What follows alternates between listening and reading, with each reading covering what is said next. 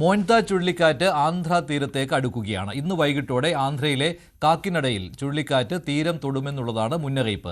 ആന്ധ്രയിലെ എല്ലാ ജില്ലകളിലും വലിയ ജാഗ്രതാ നിർദ്ദേശമാണ് പുറപ്പെടുവിച്ചിട്ടുള്ളത്. 50,000-ത്തിലധികം പേരെ മാറ്റിപ്പാർപ്പിച്ചിട്ടുണ്ട്. അഭിലാഷ് രാധാകൃഷ്ണൻ ചേരുകയാണ് കൂടുതൽ വിവരങ്ങളുമായി. അഭിലാഷ്, സമീപകാലത്തുണ്ടായ ചുഴലിക്കാറ്റുകളെയൊക്കെ നേരിടുവാൻ കഴിഞ്ഞിട്ടുണ്ട് ആന്ധ്രയ്ക്കും ഒഡീഷയ്ക്കും. സമാനമായ രീതിയിലുള്ള മുൻകരുതലല്ലേ ഇത്തവണയും സ്വീകരിച്ചിട്ടുള്ളത്? മഞ്ജുഷ്, ആന്ധ്രാപ്രദേശിനെ സംബന്ധിച്ച് വലിയ ജാഗ്രതാ നിർദ്ദേശങ്ങളാണ് ഇപ്പോൾ മോന്ത ചുഴലിക്കാറ്റുമായി ബന്ധപ്പെട്ട് പുറപ്പെടുവിച്ചിരിക്കുന്നത്. ഇപ്പോൾ ആന്ധ്രയിലെ തീരപ്രദേശമായ കാക്കിനഡയിൽ നിന്ന് 270 കിലോമീറ്റർ അപ്പുറത്താണ് ഈ ചുഴലിക്കാറ്റ് ഇപ്പോൾ നിൽക്കുന്നത്. എന്നാൽ വരുന്ന മണിക്കൂറിൽ 18 കിലോമീറ്റർ വേഗതയിൽ സഞ്ചരിക്കുന്ന ഈ ചുഴലിക്കാറ്റ് ഇന്ന് വൈകുന്നേരത്തോടു കൂടി തന്നെ കാക്കിനഡയിൽ എത്തിച്ചേരുമെന്നുള്ളതാണ് ഏറ്റവും പ്രധാനപ്പെട്ട വിവരം. ഇപ്പോൾ തന്നെ കാക്കിനഡയിലെ തീരപ്രദേശങ്ങളിൽ 8 കിലോമീറ്റർ നീളത്തിൽ റോഡുകളെല്ലാം നശിച്ചിരിക്കുന്നു. പ്രധാനപ്പെട്ട വലിയൊരു കാറ്റും മഴയും ഇപ്പോൾ തന്നെ ആന്ധ്രാപ്രദേശിൽ കാക്കിനഡ അടക്കമുള്ള വിശാഖപട്ടണം അടക്കമുള്ള സ്ഥലങ്ങളിൽ രേഖപ്പെടുത്തുന്നുണ്ട്. നമുക്കിപ്പോൾ കാണാം, സ്ക്രീനിൽ കാണാം, ഇപ്പോൾ ബംഗളൂരുവിലെ ഈ പ്രദേശത്ത്, ഈ ബംഗളൂരു വിശാഖപട്ടണം ഈ മേഖലയിലാണ് ഇപ്പോൾ പ്രധാനമായും ചുഴലിക്കാറ്റ് സഞ്ചരിച്ചുകൊണ്ടിരിക്കുന്നത്. ഇതിന് വലിയ രീതിയിലുള്ള കാറ്റും മഴയും പ്രദേശത്തുണ്ട്. മാത്രമല്ല വിശാഖപട്ടണത്ത് മാത്രമല്ല തമിഴ്നാട്ടിലും അതുപോലെ തെലങ്കാനയിലും വലിയ രീതിയിലുള്ള മഴയും ഒക്കെ നടക്കുന്നുണ്ട്. നമുക്കിപ്പോൾ വ്യക്തമായി കാണാം, ഈ പ്രദേശത്ത് ഇപ്പോൾ കൃത്യമായ രീതിയിൽ ചുഴലിക്കാറ്റ് രൂപപ്പെട്ടുകൊണ്ടിരിക്കുകയാണ്.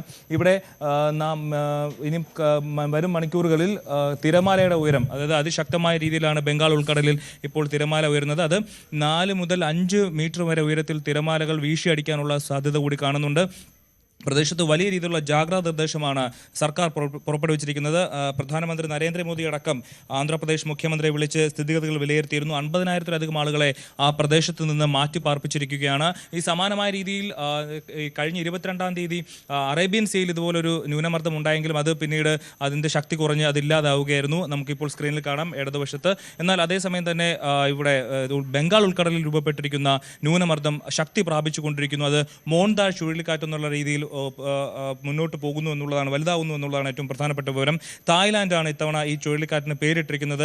ഫ്രാഗ്രൻറ്റ് ഫ്ലവർ, അതായത് മണമുള്ള പൂവ് എന്നുള്ള അർത്ഥത്തിലാണ് മോന്ത ഈ പേരിട്ടിരിക്കുന്നത്. എന്നാൽ അത് ശക്തമായ രീതിയിൽ ആന്ധ്രാപ്രദേശിലേക്ക് എത്തുന്നു എന്നുള്ളതാണ് ഏറ്റവും പ്രധാനപ്പെട്ട വിവരം. അവിടെ വലിയ രീതിയിലുള്ള മുന്നറിയിപ്പുകൾ പോലീസ് അടക്കം പുറപ്പെടുവിച്ചിട്ടുണ്ട്. വീടുകളിൽ ഒതുങ്ങിയിരിക്കുക, ആരും അധികം പുറത്തേക്ക് ഇറങ്ങാതിരിക്കുക, അതുപോലെ ജനലുകളും വാതിലുകളും ഗ്ലാസ് ഡോറുകൾക്കും അടുത്ത് പോയിരിക്കാതിരിക്കുക, മൊബൈൽ അടക്കമുള്ള സംവിധാനങ്ങൾ ചാർജ് ചെയ്ത് വയ്ക്കുക, അത്യാവശ്യ സാധനങ്ങളെല്ലാം വീട്ടിൽ കരുതുക തുടങ്ങിയിട്ടുള്ള പ്രധാനപ്പെട്ട നിർദ്ദേശങ്ങൾ പോലീസ് പുറപ്പെടുവിച്ചിട്ടുണ്ട്.